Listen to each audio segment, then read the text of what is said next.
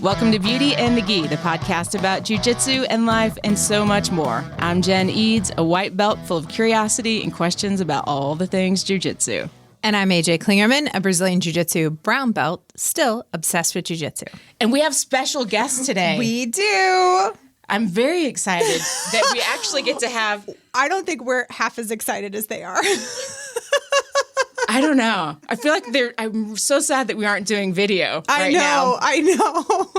They're bursting at the seams. We have Mariah, who's been mentioned several times and is basically podcast famous at this point. Hello. I'm a Brazilian Jiu-Jitsu blue belt, also very obsessed with Jiu-Jitsu. And we have Anne. Hi, I'm Anne. I also do Jiu-Jitsu. I'm a blue belt. And we are here to recap the adventures at Pan's, which I was not a part of. Wah, wah. But I get to hear about it and relive it vicariously through you all. Yes. And we're going to do just a little bit of recap from the Mighty Models camp. Oh, yeah. If you want to hear a more extensive recap on that, tune into Role Model Radio, where Rissa and I will break that down a little bit more. But I had to mention it on this podcast because Rissa does the editing for Role Model Radio, and she would edit out me talking about how amazing she did. Well, let's hear all about that. So I taught a couple sessions, kind of the like drill to win sessions. The second one ended up being more of a Q&A. But Risser ended up teaching stand-up. So Tori was going to teach takedowns, and Tori injured her knee and ankle. Yikes. So she was actually on crutches the whole time and didn't get to participate in camp. Very sad. And so Risser ended up teaching. And she is an amazing stand-up coach. Yeah, the girls are nodding in agreement. But she taught some really great like grip fighting and a couple takedowns and a couple guard pulls. And so it was just really good for the room in general. Like she assessed who we had there and like what would be good for them. And she just did a fantastic job. So it was her first seminar really outside of the school. So nice. Yeah, she did amazing. Good. So tune into Role Model Radio to hear more of that. Guess what? I'm going to have a link to that in the show notes. All right. That's what I do. Feels like that's your catch line. I got to do something. Let's not get it twisted, guys. She does everything. I just come and say words. She just cuts herself out of the podcast. Yeah. I do that a lot. Better. So how about Pans? Pans happened. Yeah. You did it. We did it. Yay. We did it. Mariah, you want to talk about your experience with Pans first?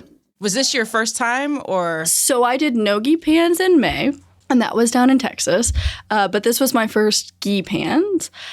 It did not go great competition-wise. The girl that I went against was very, very good.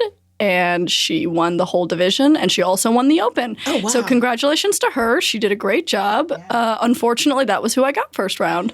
My personal win was really that the last Pans, the Nogi Pans, I had a panic attack in between my matches. And I think that caused me to lose my second match because I just couldn't get my anxiety under control. And this time I went out and I felt the best that I ever have competing. So that was really my personal win. That's awesome. Do you think there's anything specific that made that happen? I think the group that we had really helped me. And also, like, I found a trick that was like tense your whole body up. Like, people have always said, like, oh, you got to get that first good sweat in. But my stomach is so bad that I can't run around or jump around very much usually. But just like tensing all my muscles for like 10 seconds and then letting it all go, I could do. And it helped so much. That's awesome. It's very good. Anne, how was your experience? Well, mine was lovely. I did not compete, which was the ideal scenario almost. I just got to watch all the jiu-jitsu and eat all the acai, and it was great. So much acai. Yeah, I haven't been able to be in training as much, so I would have liked to. Like normally I probably would have signed up, but next year. Yeah. It was good to just have you go too. But it was, super fun to watch everybody, fun to cheer for everybody. Very helpful for my anxiety as well. Good, I'm glad. I will say these girls got in trouble at their house for screaming compliments at each other. They got a noise complaint. Security did come. Security did come. We did get security called for our compliment screaming. And here's the thing. We were so loud, we didn't hear security come. We were told later. Chris came into the room later and was like, and stop doing this. Bring it down like 8 levels. So if you need a hype crew, these are your girls. We live to please. So for me, I had a 3-person bracket. I fought Stacy Councilman first. So Stacy went up to super heavy, and my weight's kind of been, varying. And so I was like, I sent her a message and I was like, are you up there to drop out? Because sometimes that happens, like you move into an empty bracket because you're trying to get your money back. I was like, and she's like, oh no, I'm just not going to make the weight. And I was like, great, I'll come up with you. And then another girl, Amber, also came up with us. So we ended up with a 3-person bracket, and I really had the best spot in the bracket. It kind of can stink to get the bye in the bracket. So I fought Stacy first. I lost that match. Her pressure on my neck was intense. It was making me so nervous. I hated it a lot. It was very good, but I was still able to think very clearly, like just, okay, well, I can't move. Can't move. All right. I just, I was able to stay pretty calm. And then I lost. And when you lose in a 3-person bracket like that, then the loser fights the bye. So I fought Amber next. I didn't know Amber before this weekend, or before Pans. She has had her brown belt, I think 3 years. And she beat me. She tapped me. I lost to points with Stacy, but she did collar drag me and I didn't land on my face. So I was real appreciative of that. I reacted well enough to not eat the mat, which is always a good thing. And I, fought some grips and stuff and fought the choke. And then she ended up with an Americana. And I thought that I had defended the Americana. I had a good grip on it and everything. And then just something with my shoulder kind of tweaked a little. And I was like, yeah, no, I'm done there. And although I typically am like, do the open if you can, do the open if you can. I did not do the open. Mm-hmm. I just knew my body wasn't good for it. Yeah. I still signed up just so I was, in the bracket if I could be. And then before it closed, I pulled out. So it didn't change the bracket at all. But just that way I had the option to do the open if I decided to, and took a long time to really think about it and make sure that, my heart always wants to do it. I don't know about my head or my body, right. So I really took some time to think about is this the right choice or not? But yeah, so I ended up with 3rd, which is, technically a consolation medal, right? I lost both matches to get that bronze medal, but I fought for it, right? Yeah, you showed up. Yeah. Which is something I want to talk about a little bit. I saw some posts, people saying, unlike some people who, will post bragging about their consolation medal kind of posts. Mm-hmm. I fought for this. I earned this. I just hate that mentality. One, you don't know what it took for someone to get there. Right. You don't know what they're going through. You don't know. You just don't know. And even if you Mariah's division was bigger, right? You did not hit the podium, correct? But are you proud of yourself? Very proud of myself. I almost just nodded. I'm used to this format. She did nod. I said I almost just nodded. I did both.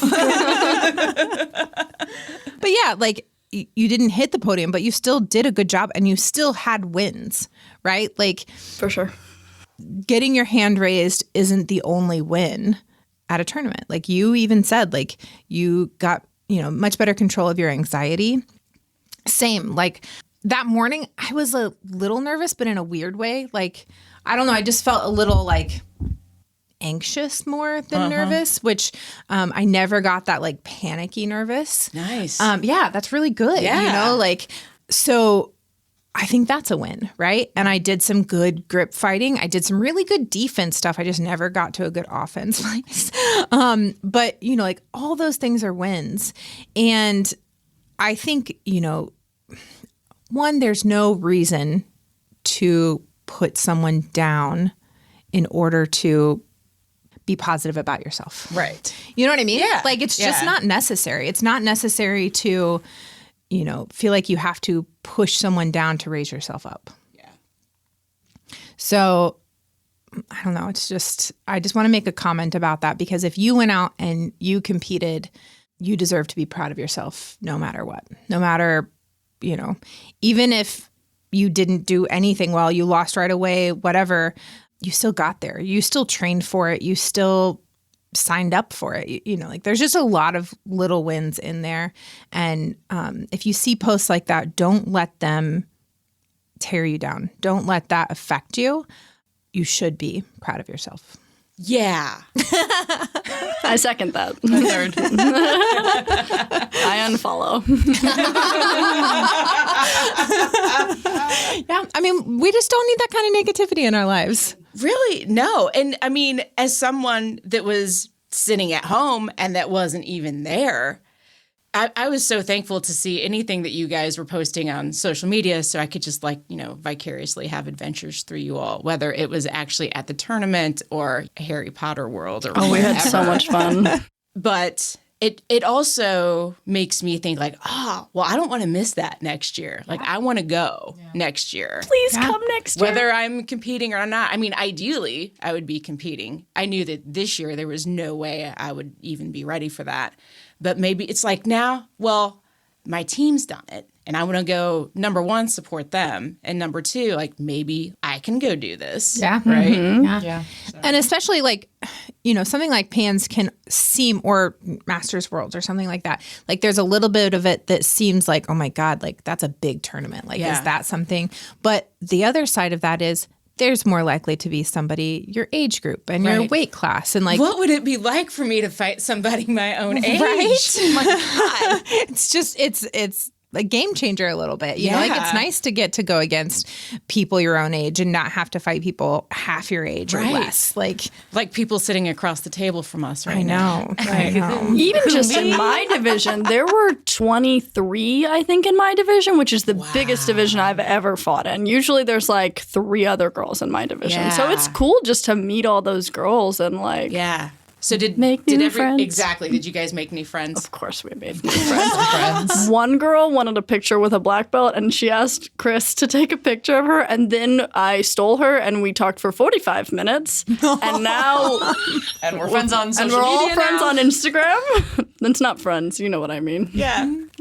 That's perfect. Yeah, that's my favorite story of this group. And then we ran into people that we fought in at the Indie Open and at other tournaments. And made better so friends with them. To see people and be so I know excellent. that girl. Yeah. Yes. It's fun. How many role models were there? So many. So many. lot. Yeah, there are a lot of role models there. It's also really nice because together we can name everyone. Not everyone, but there's always somebody where they're that person over there, can you remember their name? And it's asking, finally, Coach Chris knows, or I know, or Risser knows, or Mariah knows, or Ann knows. Somebody in our group knows their name. Okay, all right, that's brought it back. Good. Nice. I call that auxiliary brain. I like It's my auxiliary brain. Yeah, I like that. I have that one. I like that a lot. It's always a team effort. Exactly. One of my favorite things that happened at Pans, there were a couple black belts that Risser and I wanted to meet, Luana and Anna. And we got to meet one of them and get our picture and everything. And then Risser competed the next day. And I'm coaching her, and I hear somebody that's Jennifer, and coaching her. And I was who is that? And I turn, and it's Luana. And I was that's amazing. She just remembered Risser and was I'm going to go coach her, which also was very helpful because technically only black belts could be on the floor. Oh, wow.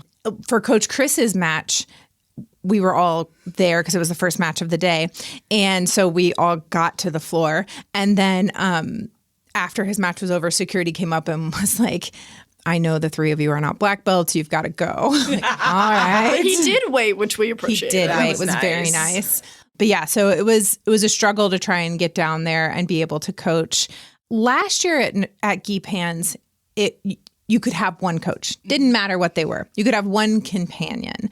I really liked that concept better just because, what if you don't have a black belt with you? Right. Yeah. What do you do? In Chris's case, he was the only black belt. Exactly. So who's supposed to coach supposed him? to coach him. Yeah. Yeah. So we got lucky that somebody was always able to be with one of our people, but it was tough. Yeah. AJ's just always stalking people that she thinks are good for camp, too. So she'll just go introduce herself to people or make Risser do it. Yeah, absolutely. We're always looking for future instructors, obviously. And we did finalize the lineup for camp next year. Yeah. Already? Of course already. Are you kidding? I mean, yeah, it is September. It's September. So June camp is all ready. In July. So camp will be July next year. This will be our official announcement. July 8th through the 10th next year. So yes, mark the calendars. I imagine by the time you're hearing this, it should be for sale. Ooh. So you should be able to. Anne and I are already signed up. That is true. Anne and Mariah are already signed up because they are going to Costa Rica. Costa Rica! Oh, man. That could be you, but you playing. Pura vida. It could still be you. There's still time. Anne and I have been practicing our Spanish. You can jump in. I'm so excited for Costa Rica. It's going to be awesome. And when is that? Costa Rica is February 5th through the 13th. Okay. And as a female, if you register for the full week and pay in full, the first 20 women who do that get Indie Base Camp for free. And as of the time of us recording this, we still have 3 available spots for that. So 17 women are already registered for Indie Base Camp. Wow. So many friends. I think I was so awesome. third. I think Katie Clark slipped in before I did and one other person. Katie was on it. She Sniped it. She was the one who texted everybody else. She was We like, were because we were at that role model open mat, In and we were Wisconsin. driving home, and she had already done it. she had already done it. Mariah was like signing up while John drove her home. She was like, "You have to drive so I can sign up for camp." He was always going to drive. Yeah, that's fair. Got you signed up. So yeah. Okay, good to know. Yeah. So, but yes, we have the instructors. I'll officially announce the first one. Rachel Casillas. This is shocking news. Oh, wow. I'm just excited because then that means she'll come back on the podcast. Right? Yeah. Are you going to Rachel's camp? I am not. That is my birthday weekend. Yeah. All right. I'll forgive you this time. Okay. I get a pass this year. This year. Aren't you doing that podcasting that weekend? It's the following. The I leave following the is- following okay, Thursday. Yeah. So that's a lot. Yeah. I kind of need to have my voice. Yes. Yes. Thank you for doing chokes today. You're too. so welcome. You're so welcome. Somehow I always teach chokes on podcast day. Did you get baseball bat choked? I did. Oh, fun. It was a good time. Real good time. Yeah, Jennifer looked like she was having a great time choking you. Yeah, she was. She was course she smiling was. the whole time. Of course she was. I think both are on and off the mat practices, unless you guys have ones you'd like to add. But my personal one that I would encourage everyone to do is be proud of yourself without tearing anyone else down. I love it. Very convenient how that can work on and off the mat. It's so weird how that happens, right? Crazy. Yes. Anything to add, ladies? Can I do an on and off the mat tip? Absolutely. I mean, it's pretty similar to yours, but yeah, just support your teammates Yeah. on the mat and off the mat because you don't know what people are going through and you don't know what people need. And like, jiu-jitsu is hard. It's hard to get yourself to compete or to like roll hard even in class. You gotta support each other. Yeah. I It like helps. that. And you're the best at that. You came all the way to Florida to support us. Well, yeah, I mean, We had such a was great easy. time off the mats in Florida. I mean, like Pans happened. It was really just a great reason for us to all get together with our crew. Like we went to Putt Putt, we went to Harry Potter World. Like we had shave ice. don't regret ordered a it. pickled shave ice and it was really gross, but Mariah liked it okay. All right, friends, thanks for joining us. You can connect with us on social media in all the places. We're hanging out on Instagram at Beauty in the Gi Podcast. You'll find me there at Brassy Broad Jen. I'm AJ Klingerman everywhere you go. And we are also on Facebook. We've got a Facebook page for the podcast, and you can join the Beauty in the Gi gang. Where can we find you ladies and be your new best friend on Instagram? I'm Instagram. On Instagram, you can find me there. And I'm Ann Porter. That's Ann with an E on Facebook. Be my friend. I don't have a good name because my best friend made it for me in 7th grade. But God, you're young. it's MCW4496. My name is Mariah Williamson. Please be my friend too. That'll be great. Thanks for listening, and we will see you On the mat.